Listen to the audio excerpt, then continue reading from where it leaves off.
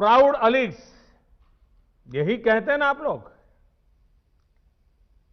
Partners, आपके इस गर्व की वजह भी है। अपने 100 वर्ष के इतिहास में एएमयू ने लाखों जीवन को तराशा है, संवारा है, एक आधुनिक और वैज्ञानिक सोच दी है। समाज के लिए, देश के लिए कुछ करने की प्रेरणा जगाई है। मैं सभी के नाम लूंगा तो समय शायद बहुत कम पड़ जाएगा। एएमयू की ये पहचान, इस सम्मान का आधार उसके वो मूल्य रहे हैं जिन पर सर सैयद अहमद खान द्वारा इस संस्थान की स्थापना की गई है। ऐसे प्रत्येक छात्र छात्रा और इन 100 वर्षों में एएमयू के माध्यम से देश की सेवा करने वाले प्रत्येक टीचर प्रोफेसर का भी मैं अभिनंदन करता हूं। अभी कोरोना के इस संकट के दौरान भी एएमयू ने जिस तरह समाज की मदद की वो अभूतपूर्व है। हजारों लोगों का मुफ्त टेस्ट करवाना, आइसोलेशन वार्ड बनाना, प्लाज्मा बैंक बनाना और पीएम केयर फंड में एक बड़ी राशि का योगदान देना समाज के प्रति आपके दायित्वों को पूरा करने की गंभीरता को दिखाता है। अभी कुछ दिन पहले ही मुझे चांसलर डॉक्टर सैयदना साहब की चिट्ठी भी मिली है। उन्होंने वैक्सीनेशन ड्राइव में भी हर स्तर पर सहयोग देने की बात कही है। देश को सर्वोपरि रखते हुए ऐसे ही संगठित प्रयासों से आज भारत कोरोना जैसी वैश्विक महामारी का सफलता से मुकाबला कर रहा है। साथियों, मुझे बहुत सारे लोग बोलते हैं कि एएमयू कैंपस अपने आप में एक शहर की तरह है। अनेकों डिपार्टमेंट्स, दर्जनों हॉस्टल्स, हजारों टीचर्स, प्रोफेसर्स, लाखों स्टूडेंट्स के बीच एक मिनी इंडिया भी नजर आता है। एएमयू में भी एक तरफ उर्दू पढ़ाई जाती है तो हिंदी भी, अरबी पढ़ाई जाती है तो यहां संस्कृत की शिक्षा का भी एक सदी पुराना संस्थान है। यहां की लाइब्रेरी में कुरान की मैन्युस्क्रिप्ट है तो गीता रामायण के अनुवाद भी उतने ही सहज कर रखे गए हैं। ये विविधता एएमयू कैसे और एएमयू जैसे प्रतिष्ठित संस्थान की ही सिर्फ नहीं, देश की भी ताकत है। हमें इस शक्ति को न भूलना है, न ही इसे कमजोर पड़ने देना है।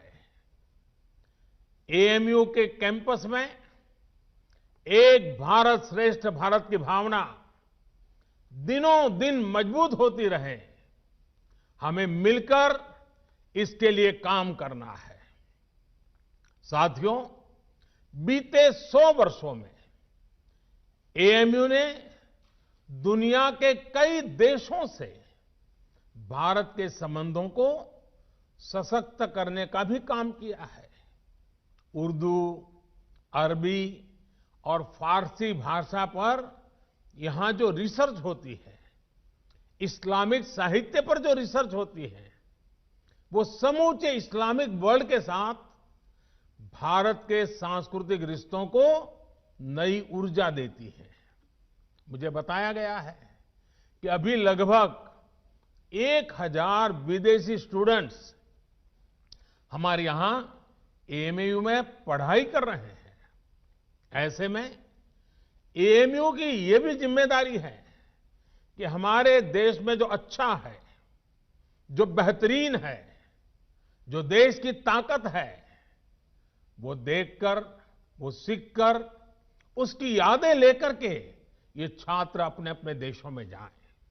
क्योंकि एएमयू में जो भी बातें वो सुनेंगे, देखेंगे, उसके आधार पर वो राष्ट्र के तौर पर भारत की आइडेंटिटी से जोड़ेंगे। इसलिए आपके संस्थान पर एक तरह से दोहरी जिम्मेदारी है, अपना रिस्पेक्ट बढ़ाने की और अपनी रिस्पॉन्सिबिलिटी बखूबी निभाने की।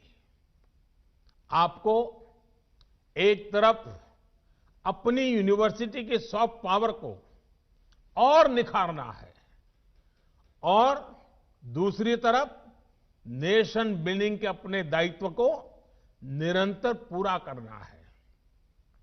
मुझे विश्वास है एएमयू से जुड़ा प्रत्येक व्यक्ति, प्रत्येक छात्र छात्रा अपने कर्तव्यों को ध्यान में रखते हुए ही आगे बढ़ेगा।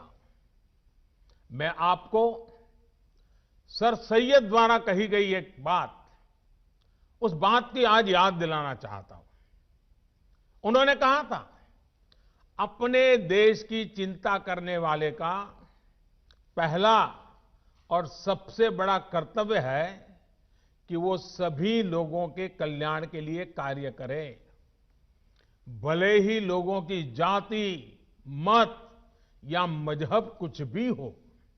साथियों, अपनी इस बात को विस्तार देते हुए सर सैयद ने एक उदाहरण भी दिया था। उन्होंने कहा था, जिस प्रकार मानव जीवन और उसके अच्छे स्वास्थ्य के लिए शरीर के हर अंग का स्वस्थ रहना जरूरी है, वैसे ही देश की समृद्धि के लिए भी उसका हर स्तर पर विकास होना आवश्यक है। साथियों, आज देश भी उस मार्ग पर बढ़ रहा है जहां प्रत्येक नागरिक को बिना किसी भेदभाव देश में हो रहे विकास का लाभ मिले। देश आज उस मार्ग पर बढ़ रहा है जहां का प्रत्येक नागरिक संविधान से मिले अपने अधिकारों को लेकर निश्चिंत रहे, अपने भविष्य को लेकर के निश्चिंत रहे। देश आज उस मार्ग पर बढ़ रहा है जहां मजहब की वजह से कोई पीछे न छूटे, सभी को आगे बढ़ने के समान अवसर मिले, सभी अपने सपने पूरे करें। सबका साथ, सबका विकास, सबका विश्वास, ये मंत्र इसका मूल आधार है। देश की नीयत और नीतियों में यही संकल्प झलकता है। आज देश गरीबों के लिए जो योजनाएं बना रहा है, जो बिना किसी मत मजहब के भेद के हर वर्ग तक पहुंच रही हैं, बिना किसी भेदभाव 40 करोड़ से ज्यादा गरीबों के बैंक खाते खुले, बिना किसी भेदभाव 2 करोड़ से ज्यादा गरीबों को पक्के घर दिए गए, बिना किसी भेदभाव 8 करोड़ से ज्यादा महिलाओं को गैस कनेक्शन मिला, बिना किसी भेदभाव कोरोना के इस समय में 80 करोड़ देशवासियों को मुफ्त अन्न सुनिश्चित किया गया, बिना किसी भेदभाव आयुष्मान योजना के तहत 50 करोड़ लोगों को 5 लाख रुपए तक का मुफ्त इलाज संभव हुआ। जो देश का है वो हर देशवासी का है और इसका लाभ हर देशवासी को मिलना ही चाहिए। हमारी सरकार इसी भावना के साथ काम कर रही है। साथियों, कुछ दिन पहले मेरी मुलाकात अलीगढ़ मुस्लिम यूनिवर्सिटी के ही एक एल्यूमनाई से हुई थी। वो एक इस्लामिक स्कॉलर भी है। उन्होंने एक बहुत इंटरेस्टिंग बात मुझे बताई, जो मैं आपसे भी शेयर करना चाहता हूं। स्वच्छ भारत मिशन के तहत जब देश में 10 करोड़ से ज्यादा शौचालय बने, तो इसका लाभ सभी को हुआ। ये शौचालय भी बिना भेदभाव ही बने थे। लेकिन एक उसका एस्पेक्ट ऐसा जिनकी उतनी चर्चा नहीं हुई है और न ही एकेडमिक वर्ल्ड का इस पर उतना ध्यान गया है। मैं चाहता हूं कि अलीगढ़ मुस्लिम यूनिवर्सिटी का भी हर स्टूडेंट इस पर गौर करे। मेरे साथियों, एक समय था जब हमारे देश में मुस्लिम बेटियों का ड्रॉप आउट रेट, शिक्षा में से ड्रॉप आउट रेट 70% से ज्यादा था, 70% से ज्यादा था। मुस्लिम समाज की प्रगति में बेटियों का इस तरह पढ़ाई बीच में छोड़ना हमेशा से बहुत बड़ी बाधा रहा है। लेकिन 70 साल से हमारे यहां स्थिति यही थी कि 70% से ज्यादा मुस्लिम बेटियां अपनी पढ़ाई पूरी नहीं कर पाती थी। इन्हीं स्थितियों में स्वच्छ भारत मिशन शुरू हुआ। गांव-गांव शौचालय बने। सरकार ने स्कूल जाने वाली गर्ल्स स्टूडेंट के लिए मिशन मोड पे अलग शौचालय बनवाए। आज देश के सामने क्या स्थिति है? पहले मुस्लिम बेटियों का जो स्कूल ड्रॉप आउट रेट 70% से ज्यादा था, वो अब घटकर करीब करीब 30% रह गया है। पहले लाखों मुस्लिम बेटियां शौचालय की कमी की वजह से पढ़ाई छोड़ देती थी। अब हालात बदल रहे हैं। मुस्लिम बेटियों का ड्रॉप रेट कम से कम हो, इसके लिए केंद्र सरकार निरंतर प्रयास कर रही है। आपकी अलीगढ़ मुस्लिम यूनिवर्सिटी में भी स्कूल ड्रॉप आउट छात्र छात्राओं के लिए ब्रिज कोर्स चलाया जा रहा है।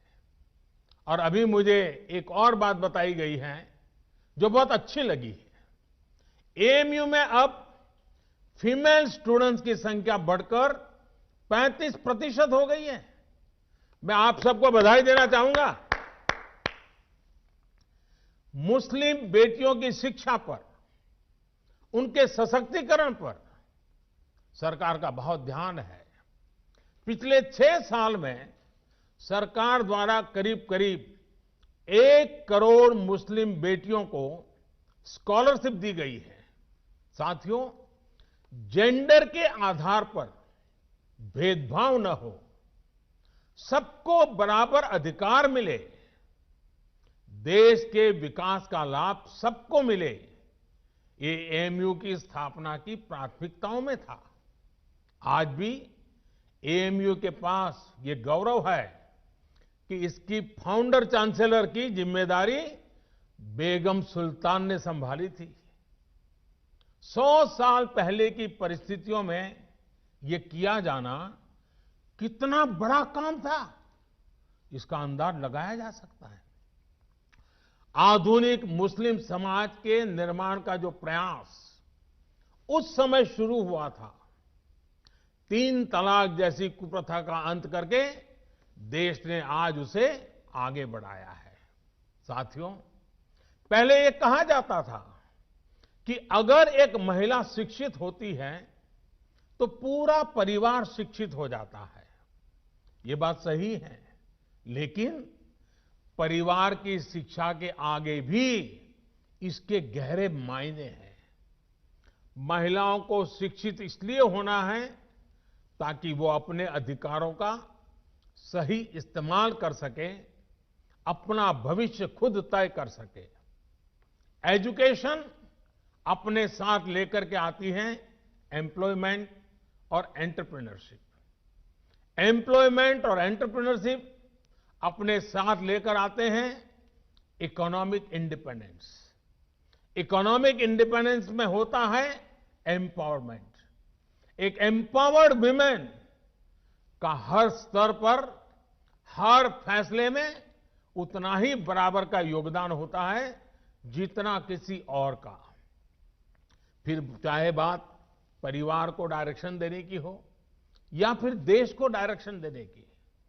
आज जब मैं आपसे बात कर रहा हूं तो देश की अन्य शिक्षा संस्थाओं से भी कहूंगा कि ज्यादा से ज्यादा बेटियों को शिक्षा में जोड़े और उन्हें सिर्फ एजुकेशन ही नहीं बल्कि हायर एजुकेशन तक लेकर के जाएं। साथियों, एएमयू ने हायर एजुकेशन में अपने कंटेम्पररी करिकुलम में उससे बहुतों को आकर्षित किया है। आपकी यूनिवर्सिटी में इंटर डिसिप्लिनरी विषय पहले से पढ़ाए जाते हैं। अगर कोई छात्र साइंस में अच्छा है और उसे हिस्ट्री भी अच्छी लगती है तो ऐसी मजबूरी क्यों हो कि वो किसी एक को ही चुन सके। यही भावना नई राष्ट्रीय शिक्षा नीति में है, न्यू एजुकेशन पॉलिसी में है। इसमें 21वीं सदी में भारत के स्टूडेंट्स की जरूरतों, उसके इंटरेस्ट को सबसे ज्यादा ध्यान में रखा गया है। हमारे देश का युवा नेशन फर्स्ट के आह्वान के साथ देश को आगे बढ़ाने के लिए प्रतिबद्ध है। वो नए नए स्टार्टअप्स के जरिए देश की चुनौतियों का समाधान निकाल रहा है। रेशनल थिंकिंग और साइंटिफिक आउटलुक उनकी पहली प्रायोरिटी है। राष्ट्रीय शिक्षा नीति में भारत के युवाओं की इसी एस्पिरेशंस को प्राथमिकता दी गई है। हमारी कोशिश ये भी है कि भारत का एजुकेशन इकोसिस्टम दुनिया के आधुनिक शिक्षा व्यवस्थाओं में से एक बने। नई नेशनल एजुकेशन पॉलिसी में जो मल्टीपल एंट्री है, एग्जिट पॉइंट की व्यवस्था है, उससे स्टूडेंट्स को अपनी शिक्षा के बारे में फैसले लेने में आसानी हो गई। हर एग्जिट ऑप्शन के बाद उन्हें एप्रोप्रिएट सर्टिफिकेट भी दिया जाएगा। ये स्टूडेंट्स को पूरे कोर्स की फीस की चिंता किए बिना अपना फैसला लेने की आजादी होगी। साथियों, सरकार हायर एजुकेशन में नंबर ऑफ एनरोलमेंट्स बढ़ाने और सीटें बढ़ाने के लिए भी लगातार काम कर रही है। वर्ष 2014 में हमारे देश में 16 आईआईटीज थी, 16। आज 23 आईआईटीज हैं, 23। वर्ष 2014 में हमारे देश में 9 ट्रिपल आईटीज थी, 9 ट्रिपल आईटीज थी। आज 25 ट्रिपल आईटीज हैं। वर्ष 2014 में हमारे यहां 13 आईआईएम्स थे, आज 20 आईआईएम्स हैं। मेडिकल एजुकेशन को लेकर भी बहुत काम किया गया है। 6 साल पहले तक देश में सिर्फ 7 एम्स थे, आज देश में 22 एम्स हैं। शिक्षा चाहे ऑनलाइन हो या ऑफलाइन, सभी तक पहुंचे, बराबरी से पहुंचे, सभी का जीवन बदले, हम इसी लक्ष्य के साथ काम कर रहे हैं। साथियों, एएमयू के 100 साल पूरे होने पर मेरी आप सभी युवा पार्टनर्स से कुछ और अपेक्षाएं भी हैं। क्यों न 100 साल के इस मौके पर एएमयू के 100 हॉस्टल्स एक एक्स्ट्रा करिकुलर टास्क करें। ये टास्क देश की आजादी के 75 साल पूरे होने से जुड़े हों। जैसे एएमयू के पास इतना बड़ा इनोवेटिव और रिसर्च ओरिएंटेड टैलेंट है, क्यों न हॉस्टल के छात्र ऐसे स्वतंत्रता संग्राम के सेनानियों पर रिसर्च करके उनके जीवन को देश के सामने लाए जिनके बारे में अभी उतनी जानकारी नहीं है। कुछ स्टूडेंट्स इन महापुरुषों के जन्मस्थान जाएं, उनकी कर्मभूमि जाएं, उनके परिवार के लोग अब कहाँ हैं, उनसे संपर्क करें।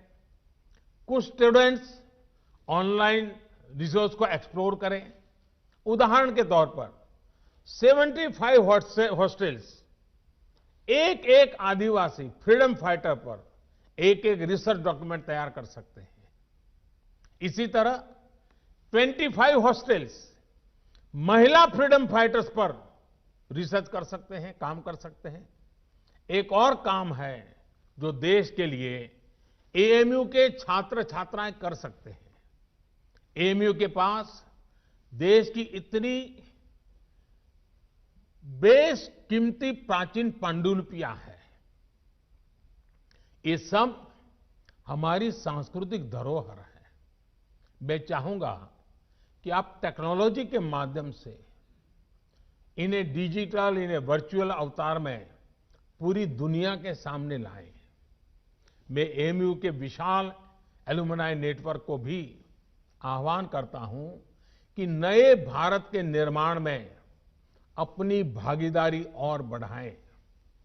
आत्मनिर्भर भारत अभियान को सफल बनाने के लिए, वोकल फॉर लोकल को सफल बनाने के लिए बहुत कुछ किया जाना बाकी है।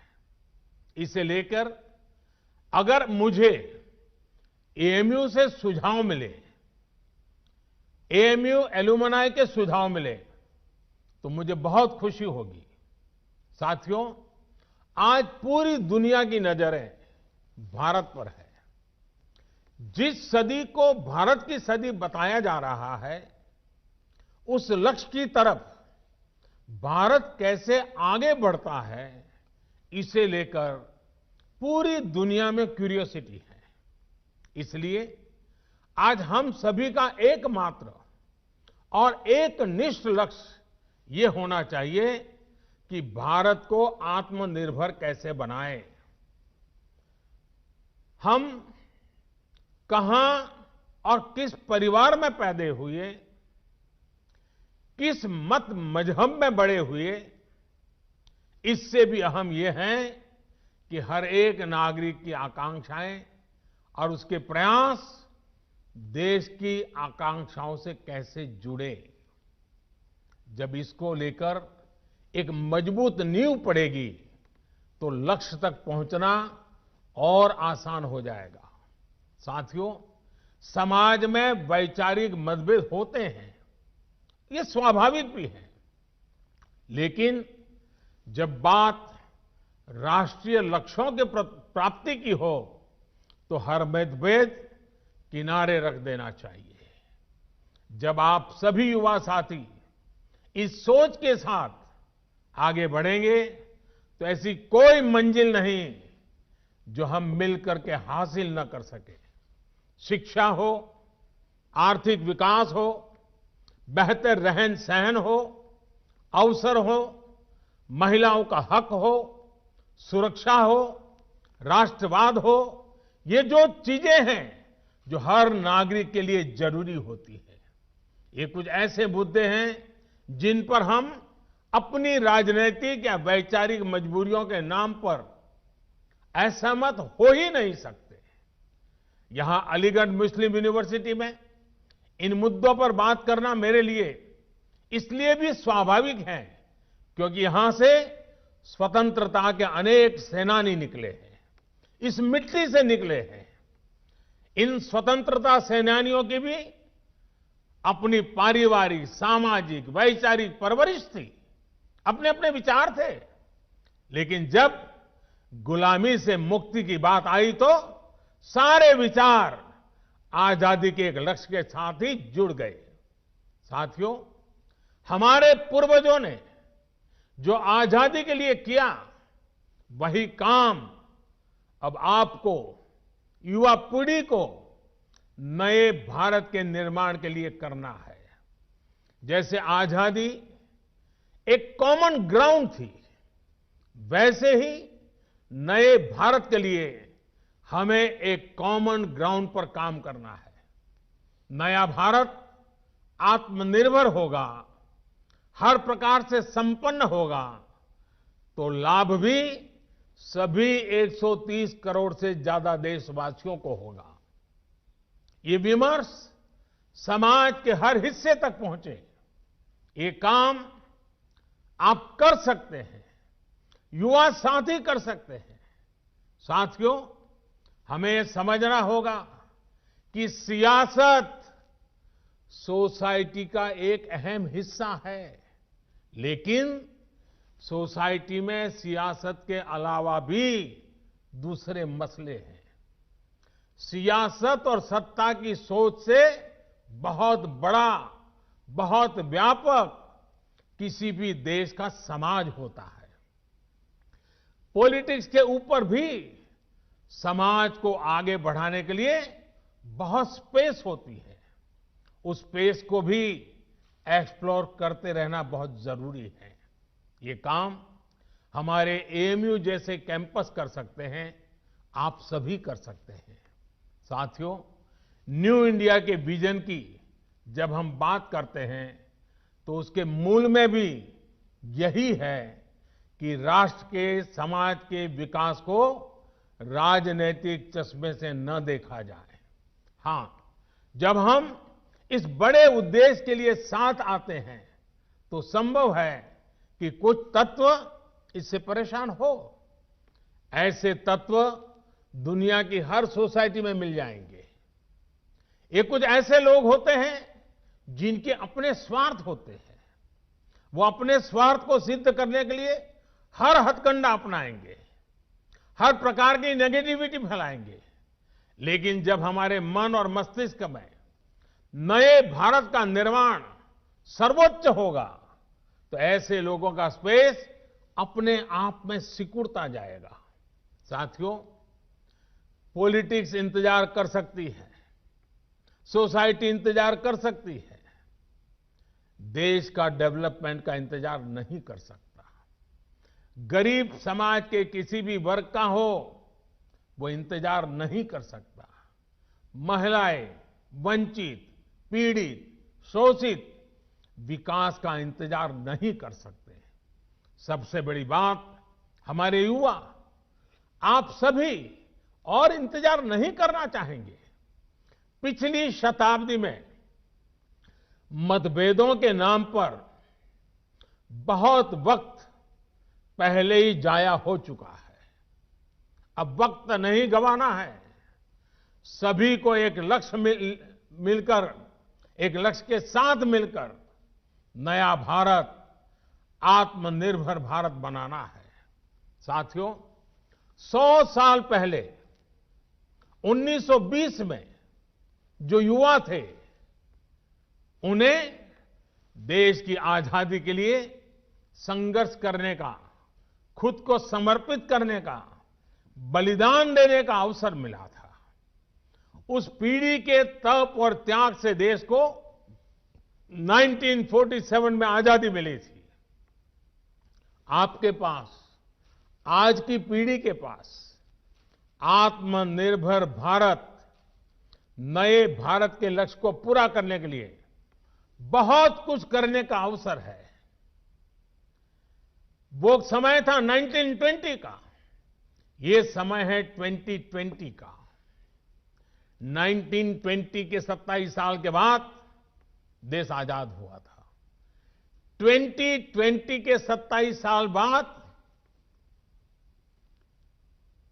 जो कि अगले 27 साल 2020 से 2047 आपके जीवन के बहुत महत्वपूर्ण साल है। वर्ष 2047 में जब भारत अपनी आजादी के 100 वर्ष पूरा करेगा, आप उस ऐतिहासिक समय के भी साक्षी बनेंगे। इतना ही नहीं, इन 27 साल में आधुनिक भारत बनाने के आप हिस्सेदार होंगे। आपको हर पल देश के लिए सोचना है, अपने हर फैसले में देश हित सोचना है। आपका हर निर्णय देश हित को आधार बनाते हुए ही होना चाहिए। मुझे विश्वास है, हम सब साथ मिलकर आत्मनिर्भर भारत के सपनों को पूरा करेंगे। हम सब मिलकर देश को